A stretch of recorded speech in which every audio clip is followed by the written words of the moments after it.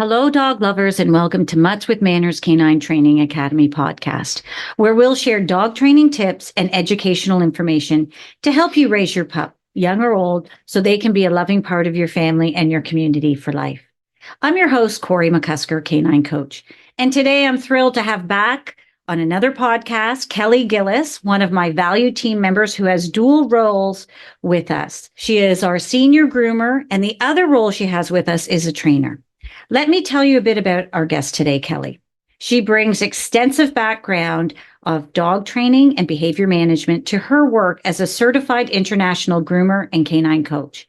She is a graduate of Sheridan College Animal Health and Sciences and continues her education in advanced canine nutrition and the Canadian Association of Professional Pet Dog Trainers.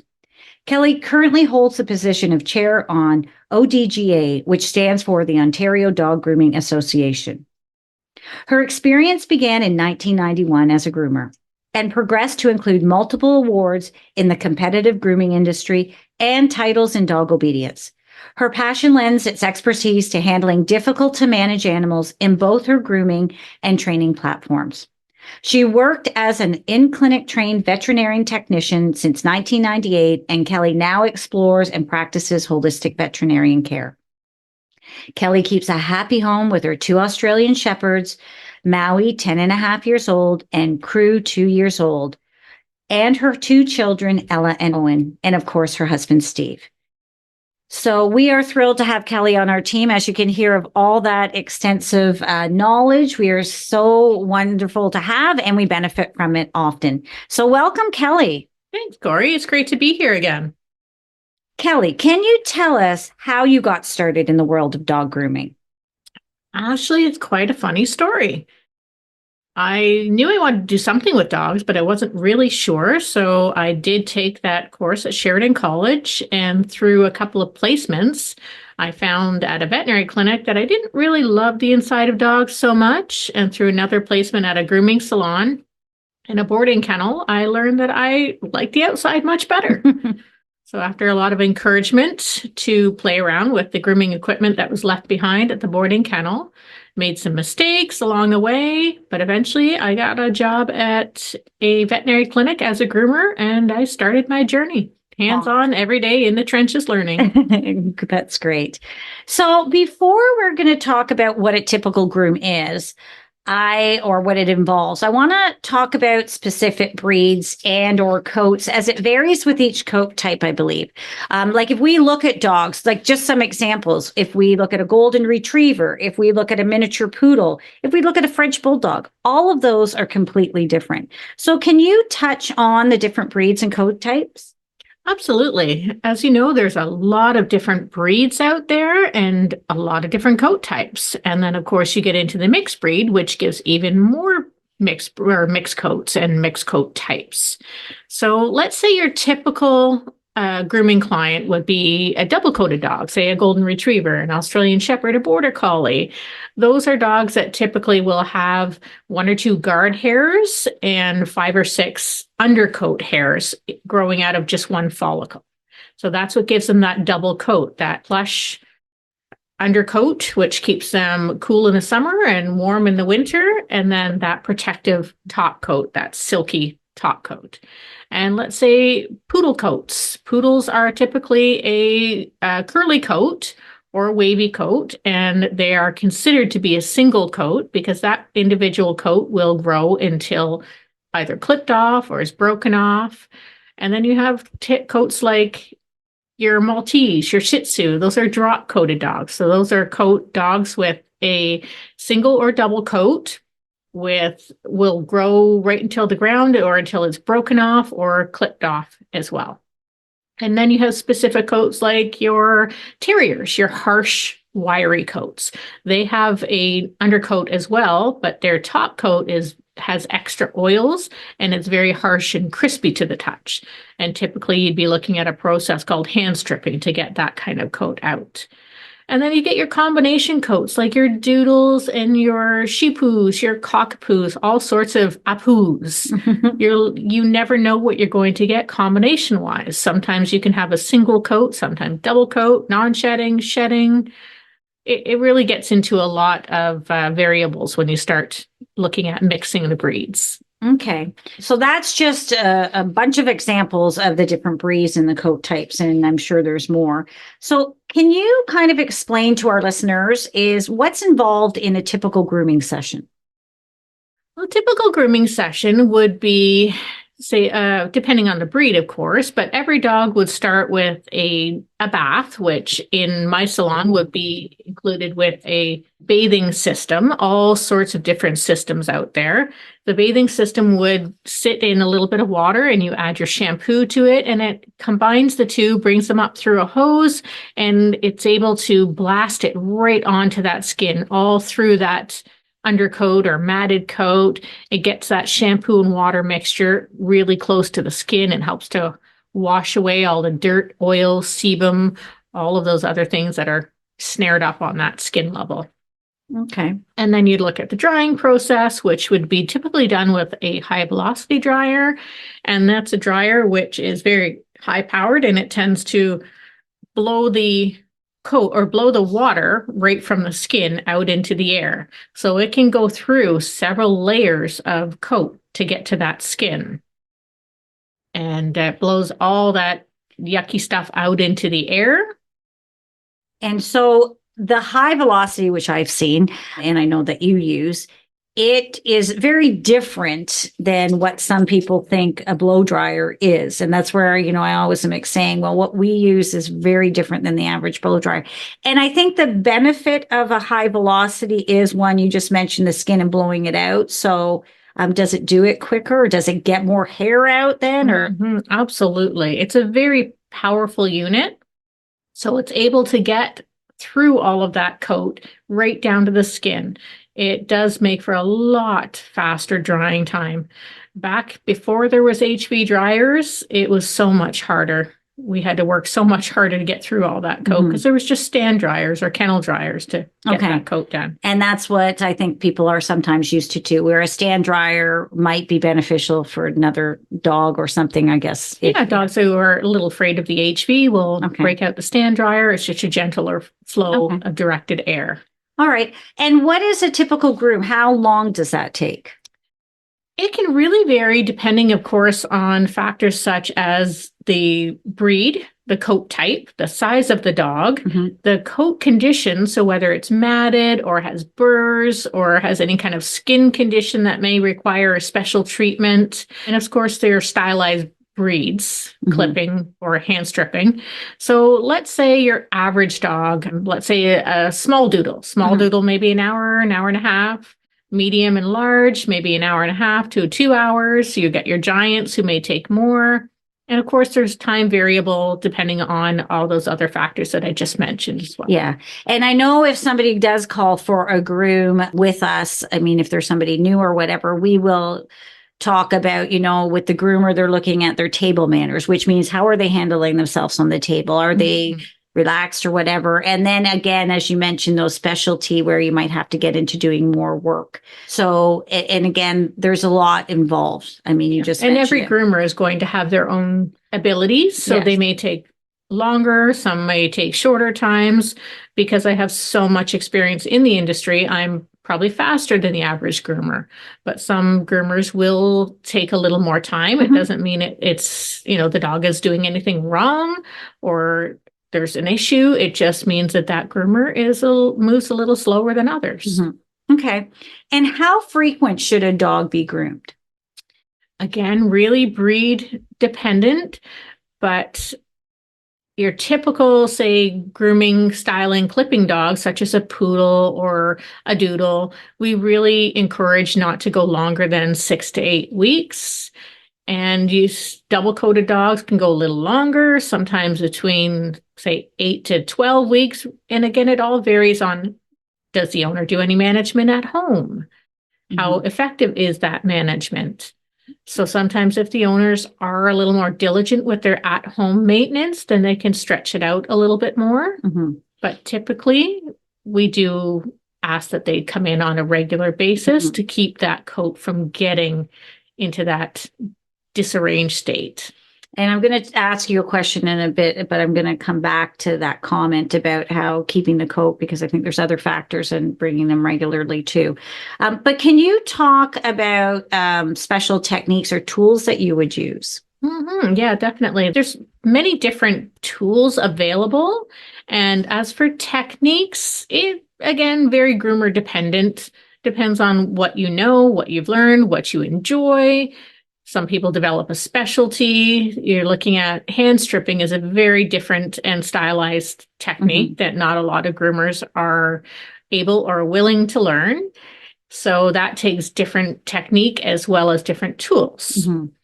But the average tools for, say, a golden retriever or even your average dog in general, if you have a slicker brush, a comb, those should be sufficient to maintain the dog between grooming visits. Okay. All right. And then with yourself, I've been in your grooming room.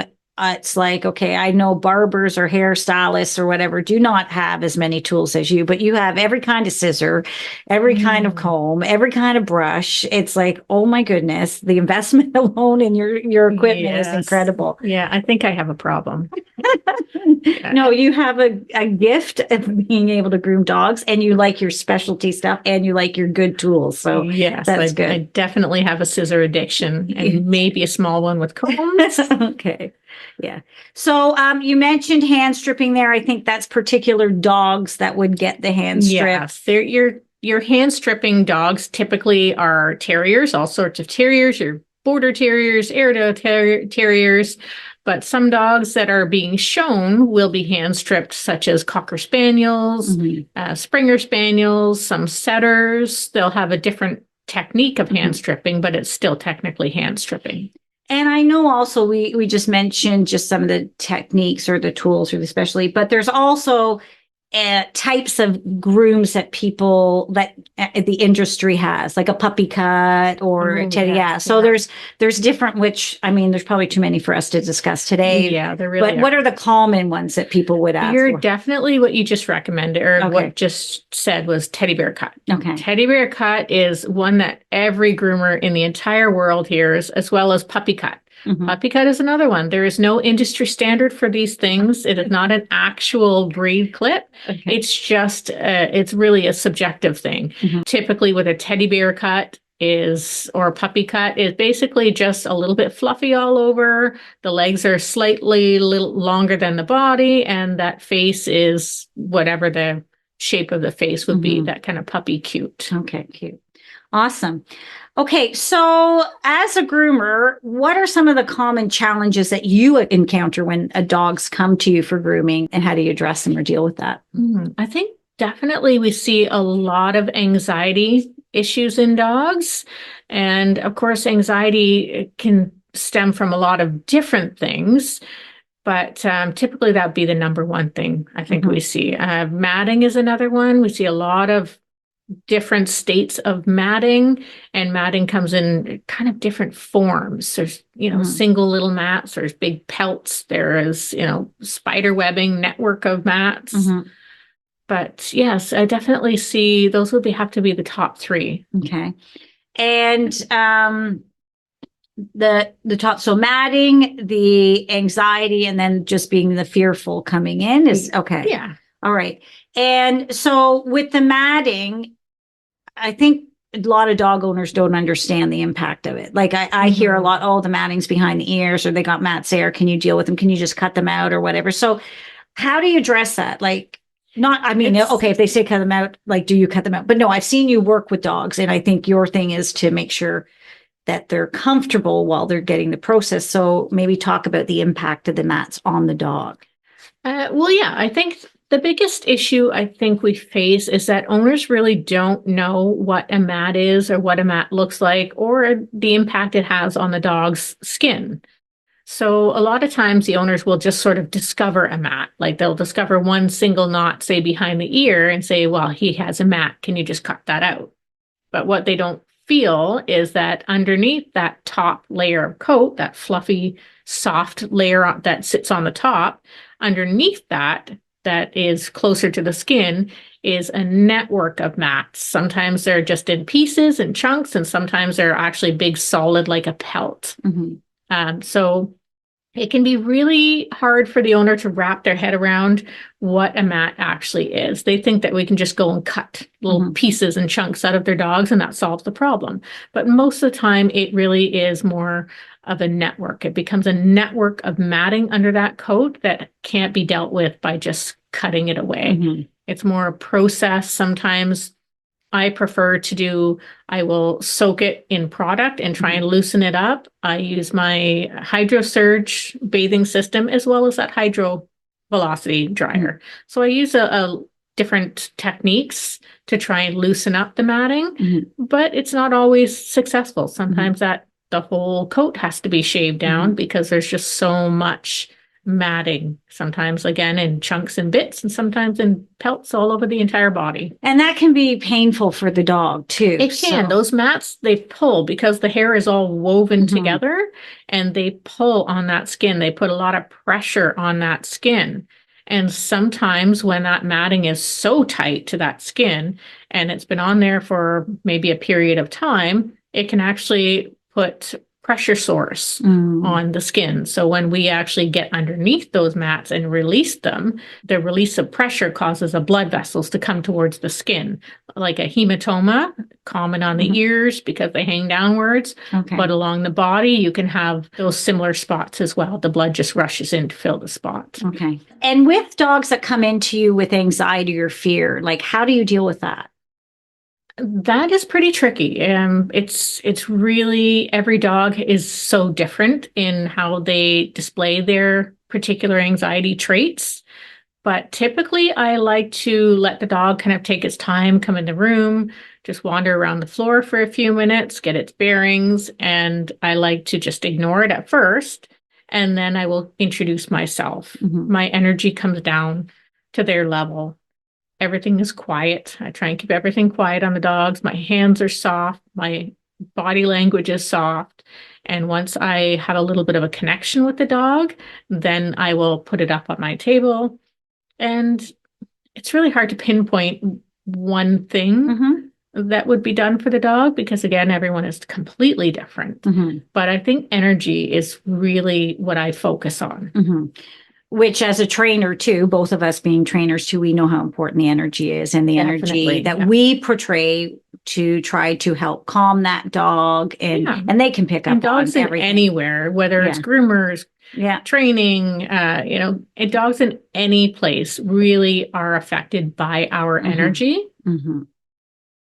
And so you've touched on, the matting and some of the things that you come across when you're grooming. So let's talk about how a regular grooming routine can really help contribute to the dog's overall health and well-being. Yeah, absolutely. And as groomers, we really are on the front lines of your dog's physical health. And sometimes we can even discover issues internally, such as, skin issues, where is that issue coming from, which is inside the body, which displays itself in ear infections, yeasty paws, yeasty patches, even anal gland issues. And of course, we are able to see right to the skin with those HV dryers and our bathing system. So we can actually get under there and have a full sight to the skin. And we can find bumps and lumps and say any scars or punctures or scabs or any kind of issues going on there long before their owner can find it, or even a veterinarian just on an average exam is probably not going to be able to find those type of things unless they're looking specifically for them. And if you think about it, that's where a vet or an owner, they're not going to be examining the dog's whole body and that's where you guys do. So that's interesting. And I think it's good that we share some of the things that can go wrong and some of the things that we can find just during the grooming process. So can you provide some tips and techniques for the listeners and what they can do at home to either maintain or keep their dogs well groomed?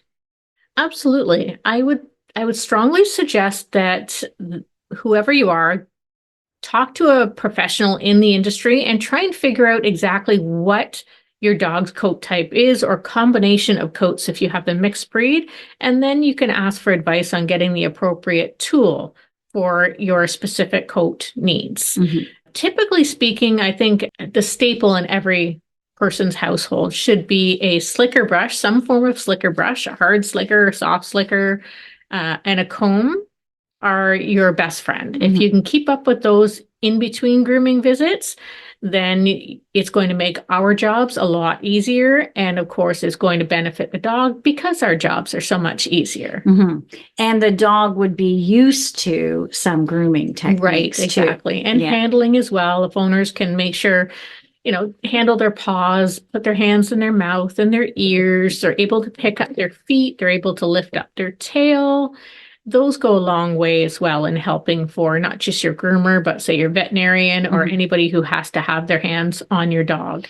And I think those are really good tips, especially for people that are just getting puppies too. And they know they've got one of those coats that are going to require grooming. And so for a puppy owner, you've just mentioned some of the things that, any of the owners should be doing. How could they prepare their dog for a grooming experience? And when should a puppy go for a grooming experience? Well, again, I like to see new puppies after they've had at least one set of vaccines to be able to withstand a multi-dog environment, of course, just for safety. But the earlier you get them started, the better it is. I wouldn't suggest, bringing in the same week you get the puppy home. I would give yourself like a few weeks to get acclimatized and get the puppy comfortable and get to know its personality before you do any of these scary things for them. But definitely the sooner the better for the overall experience. Okay, that's great. The other thing is some dogs are like, if you look at a lab, they might not even need grooming other than the one dreaded thing that many people don't want to do or get nervous, the nails. So can we just touch on the nails for a minute? Absolutely. That's such a common issue. A lot of owners will embark on it themselves. They get all the right tools, they have all the right intentions, and they end up just nipping one of the nails too short, and they've traumatized themselves. And in doing so, I think they've traumatized themselves more than the dogs in reality. But the dogs, of course, just react by whatever they're doing, a yelp or running away. And of course, they feel bad.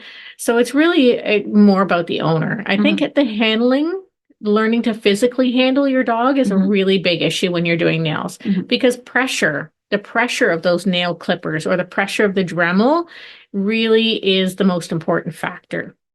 If your pressure isn't just right, then you're going to cause, like, say, if your pressure is too low, too light, then you're going to cause splintering and jiggling around of the nail. And that's terrifying for the dog and maybe somewhat painful.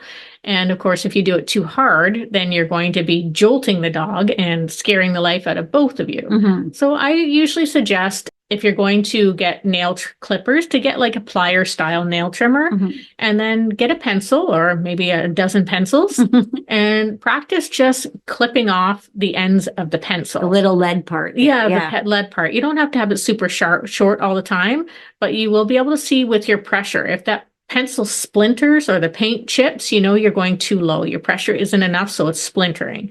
So you got to get your pressure just right, put that nail in there, nail into the guide and commit and just clip her off and be done. Exactly. If the dog's nail does bleed, they'll never bleed out. It's not a major artery. It's going to be a mess, absolutely, but the dog will never die of No, exactly. And isn't there some home products that you can use if they do bleed? Yeah, absolutely. There is cornstarch is a great binding agent. Sometimes flour in a pinch, but it doesn't bind quite as well. And sometimes just take them out onto the grass or the dirt and let them run around for a minute, and that will stop it up just as well. Okay, good. Awesome. Okay. I just wanted to add that dreaded nail thing at the end. Yeah. But I think you've provided us with a lot of information, and I really greatly appreciate it.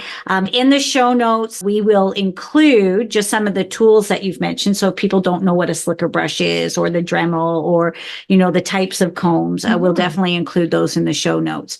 And I just want to thank you because I know how busy you are. So I want to really thank you for joining us and sharing your expertise with us about grooming.